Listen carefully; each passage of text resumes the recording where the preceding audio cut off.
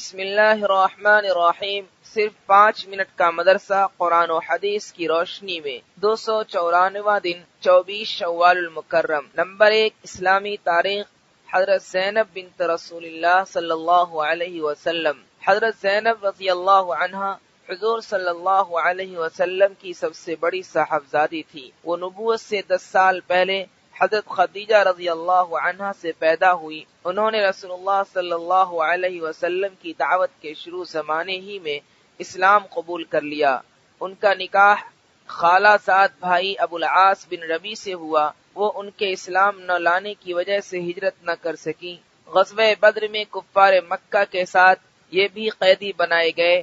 سب لوگوں نے اپنے قیدیوں کو چھڑانے کے لیے فدیہ بھیجا تو حضرت زینب رضی اللہ عنہا نے بھی اپنی والدہ حضرت خدیجہ رضی اللہ عنہا کا دیا ہوا ہار ابو العاص کو چھڑانے کے لیے فدیہ میں بھیجا۔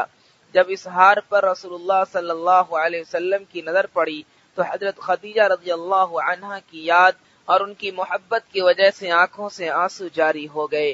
صحابہ کرام رضی اللہ عنہم کے مشورے سے یہ طے پایا کہ اس شرط کے ساتھ ابو العاص کو بغیر فدیے کے رہا کر دیا جائے کہ وہ مکہ جا کر حضرت زینب رضی اللہ عنہا کو مدینہ بھیج دیں گے۔ چنانچہ ابو العاص نے شرط کے مطابق اپنے چھوٹے بھائی کے ساتھ انہیں مدینہ روانہ کیا۔ مشرکین مکہ کے راستے روکنے کی وجہ سے ان کو زخم لگا جو وقتی طور پر اچھا ہو گیا تھا، مگر ان کی ہجرت کے 6 سال بعد زخم پھر ہرا ہو گیا اور اسی زخم کی وجہ سے سن 8 ہجری میں ان کی شہادت ہو گئی۔ نمبر 2، حضور صلی اللہ علیہ وسلم کا معجزہ۔ حضرت قتادہ بن نعمان کی آنکھ کا ٹھیک ہو جانا۔ جنگ بدر کے دن حضرت قتادہ بن نعمان کی آنکھ میں تیر لگ گیا جس کی وجہ سے خون رخسار پر بہنے لگا تو صحابہ رضی اللہ عنہم نے رسول اللہ صلی اللہ علیہ وسلم سے پوچھا کیا ان کی آنکھ نکال دی؟ تو آپ صلی اللہ علیہ وسلم نے منع فرمایا اور حضرت قتادہ رضی اللہ عنہ کو بلا کر اپنی ہتھیلی سے ان کی آنکھ کی طرف اشارہ کیا تو وہ اتنی اچھی ہو گئی کہ پتہ نہیں چلتا تھا کہ کون سی آنکھ میں تیر لگا تھا۔ نمبر 3، ایک فرض کے بارے میں، گروی رکھی ہوئی چیز سے فائدہ نہ اٹھانا۔ حضرت ابن مسعود رضی اللہ عنہ کے پاس ایک شخص آئے اور کہا کہ ایک گھوڑا میرے پاس گروی رکھا گیا تھا لیکن میں اس پر سوار ہو گیا، تو کیا میرے لیے گروی رکھے ہوئے گھوڑے پر سوار ہونا جائز ہے؟ حضرت عبداللہ بن مسعود رضی اللہ عنہ نے فرمایا اس گھوڑے سے تم نے جتنا فائدہ اٹھایا وہ سود ہے۔ فائدہ، گروی رکھی ہوئی چیز سے فائدہ اٹھانا جائز نہیں ہے، اس سے بچنا ضروری ہے۔ نمبر 4، ایک سنت کے بارے میں، قیامت کی رسوائی سے بچنے کی دعا۔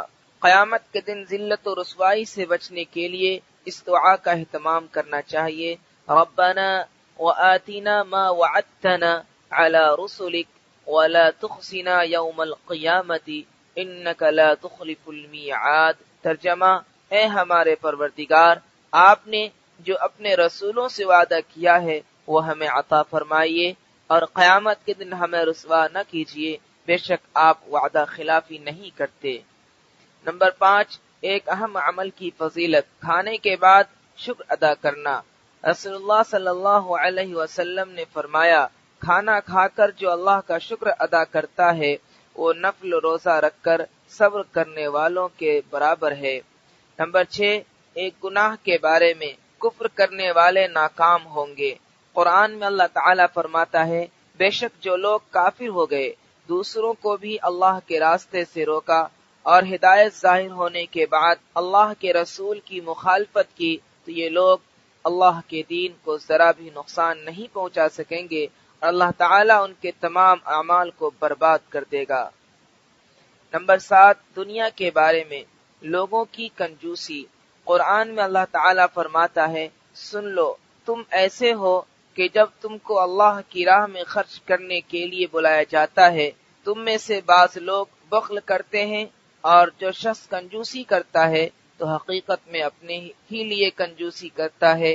اللہ تعالیٰ غنی ہے، کسی کا محتاج نہیں اور تم سب اس کے محتاج ہو۔ نمبر 8، آخرت کے بارے میں، حوض کوثر کیا ہے؟ رسول اللہ صلی اللہ علیہ وسلم نے فرمایا، کوثر جنت میں ایک نہر ہے جس کے دونوں کنارے سونے کے ہیں اور وہ موتی اور یاقوت پر بہتی ہے۔ اس کی مٹی مشک سے زیادہ خوشبودار، اس کا پانی شہد سے زیادہ میٹھا اور برف سے زیادہ سفید ہے۔ نمبر 9، طب نبوی سے علاج، کھجور سے علاج۔ رسول اللہ صلی اللہ علیہ وسلم نے فرمایا، زچگی کی حالت میں تم اپنی عورتوں کو تر کھجوریں کھلاؤ، اور اگر وہ نہ ملیں تو سوکھی کھجوریں کھلاؤ۔ فائدہ، بچے کی پیدائش کے بعد کھجور کھانے سے عورت کے جسم کا فاسد خون نکل جاتا ہے اور بدن کی کمزوری ختم ہو جاتی ہے۔ نمبر 10، نبی صلی اللہ علیہ وسلم کی نصیحت۔ رسول اللہ صلی اللہ علیہ وسلم نے فرمایا، جب تم میں سے کوئی آدمی مجلس میں جائے تو سلام کرے، اور پھر جی چاہے تو مجلس میں شریک ہو جائے اور پھر جاتے وقت بھی سلام کر کے جائے۔